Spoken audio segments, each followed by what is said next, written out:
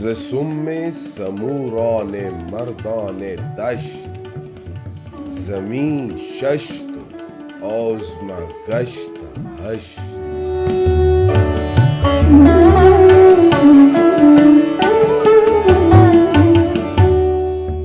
تاریخ کے اوراق پر شہر لاہور اپنا ایک مقام رکھتا ہے. یہاں بسنے والے افراد کو زندہ دلانے لاہور کا خطاب دیا جاتا ہے. لاہور کی سرزمین پر ثقافتی رنگ اور تاریخ میں ڈھلی ہوئی قدیم عمارتیں اپنی مثال آپ ہیں. Pakistan in general and Lahore in particular جب بلٹ اپ آرٹ کی بات ہوگی، آرکیٹیکچر کی، ہیریٹیج کی، تو this can be compared with any place in the world. جب قدم اندرون لاہور کی گلیوں کی طرف اٹھتے ہیں تو دہلی دروازہ اپنے دامن میں شاہی سلطنت کی تاریخ کے صفحات کھولتا ہے. مغلیہ دور کے فن تعمیر کے عظیم شاہکاروں میں سے ایک شاہکار مسجد وزیر خان ہے. اس مسجد میں جو کام ہے چینی کاری کا، یا جو موزیکس ہیں، یا جو فائنس ورک ہے، وہ بڑا کم کہیں اور ملتا ہے.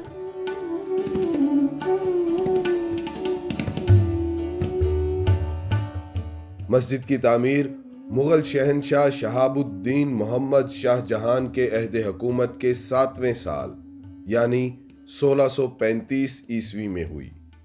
مسجد کے داخلی دروازے کی کل چوڑائی 21 فٹ ہے، جس کے دونوں اطراف 4 فٹ کے چبوترے ہیں. مسجد کو مریم زمانی کی طرز پر تعمیر کیا گیا. مسجد وزیر خان کا حسن اس کی ٹائلوں پر ہونے والی کاشی کاری سے عبارت ہے. ان ٹائلوں پر عربی اور عجمی خطاطی بہت خوبصورت منظر پیش کرتی ہے. ان ٹائلوں کی تراش و خراش اور دیدہ زیب ڈیزائن کی بدولت کپلنگ یہ کہنے پر مجبور ہو گیا کہ یہ شاندار عمارت محض ایک عمارت نہیں بلکہ اپنے آپ میں مکمل اسکول آف ڈیزائن ہے. مسجد وزیر خان کو جو آرٹ کو سمجھتے ہیں، they think that is a jewel of Pakistan, Lahore and one of the best architecture in the world. جتنی اس پہ موزیک کا کام، جتنا اس پہ پینلز خوبصورت اور کیلیگرافی اور پیٹرنز اور ڈیزائنز بنائے گئے ہیں، آج بھی ہر ہمارا آرٹ کالج یونیورسٹی وہاں پر آ کر اسٹڈی کرتی ہے.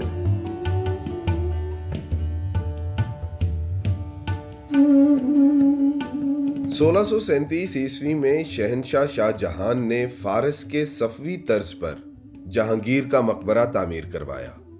مقبرے میں فریسکوز اور سنگ مرمر کا بڑے پیمانے پر استعمال ہوا.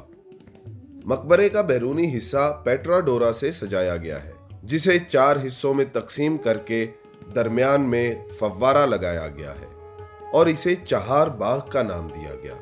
اس باغ میں آنے والے مہمان مغربی دروازے سے داخل ہوتے تھے، جسے اکبری سرائے کہا جاتا تھا.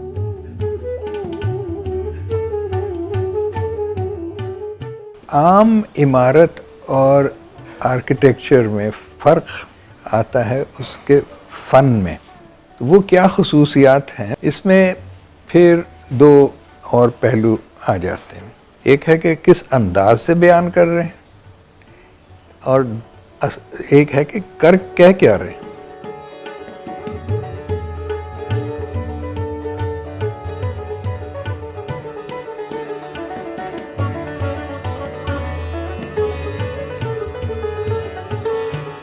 ز تقویم خرد پر سید غازی، کھلابی باغ شد تاریخ باغش.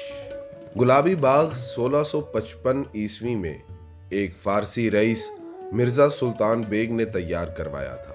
اس مقبرے کو فارسی طرز پر تعمیر کیا گیا.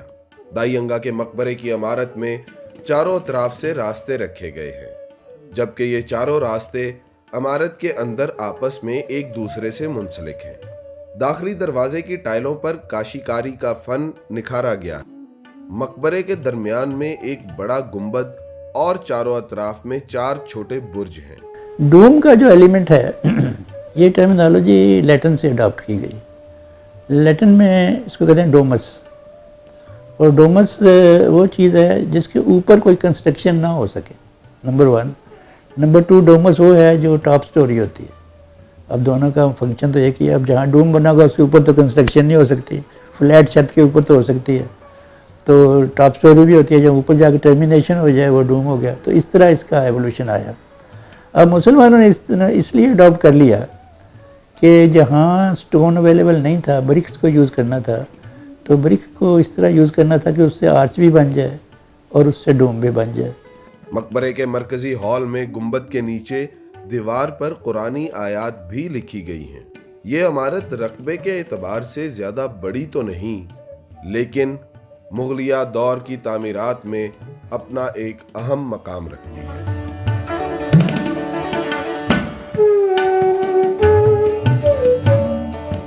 آپ جس دور کو دیکھ رہے ہیں, ایک طرف مغل یا ہم کہہ لیں روایت, اور دوسری طرف برٹش کالونیل, تو یہ دو ادوار جو ہیں ان میں یہی اصل فرق ہے کہ ایک طرف روایت کا ایک سمجھ لیں عروج کا وہ عکاسی کر رہے ہیں, اور جبکہ جب یہ انگریزوں کا راج, اس کے ساتھ ہی ہمارے معاشرے میں جدیدیت سے بھی ہم متعارف ہوئے.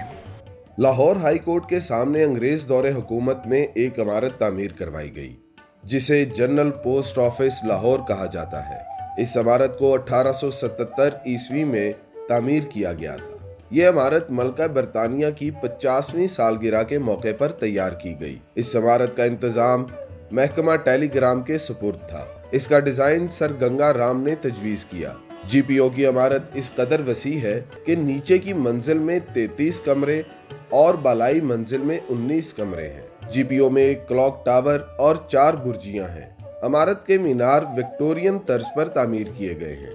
اس عمارت کے گیٹ نمبر 1 پر شہر کا سب سے پرانا اور پہلا لیٹر باکس نصب ہے. کلاک ٹاور کے نیچے سے 2 رویہ سیڑھیاں جو کہ لکڑی سے تیار کی گئی تھیں نہایت دلکش انداز میں بالائی منزل کی جانب جاتی ہیں. اس عمارت میں 1860 عیسوی کی ایک ماڈل بیل اب بھی نصب ہے. جی پی او کی عمارت میں ایک جانب تو انگریز طرز تعمیر واضح ہوتی ہے, لیکن کہیں کہیں اس عمارت میں مغلیہ طرز تعمیر کے نقوش بھی ظاہر ہوتے ہیں.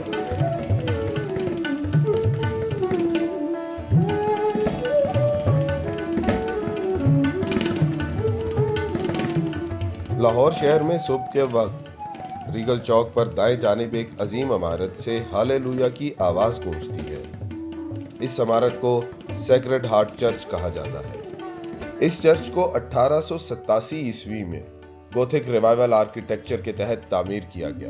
اس چرچ کی عمارت کی تعمیر بیلجیم کی قدیم بیزنٹائن طرز کے مطابق کی گئی ہے, جس میں کھڑکیوں کے کیواڑ رنگین شیشوں پر نقوش بنا کر تیار کیے گئے.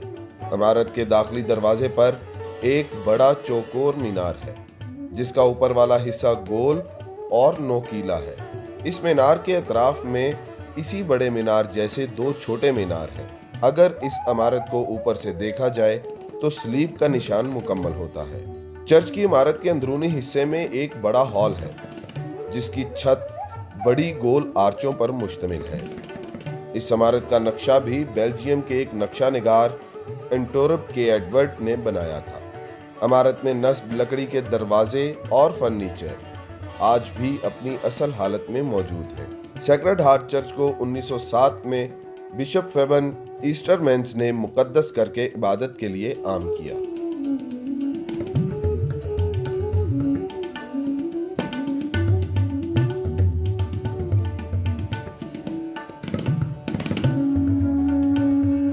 اوور آل جو پلان ہوتا تھا وہ ایک کراس ہی ہوتا تھا, اور ان کا جو ڈائریکشن ہے وہ ایسٹ ورڈ ہوتی تھی, بیکاز بلیو کرتے ہیں کہ life begins from the east. نہ چاہتے ہوئے بھی ان کو ان میں مینار بھی ڈال دیے, ٹیرس بھی ڈال دیں, تاکہ اس میں جھلک آ جائے تھوڑی بہت اسلامک آرکیٹیکچر کی, تاکہ یہ لوگ بھی مطمئن رہیں.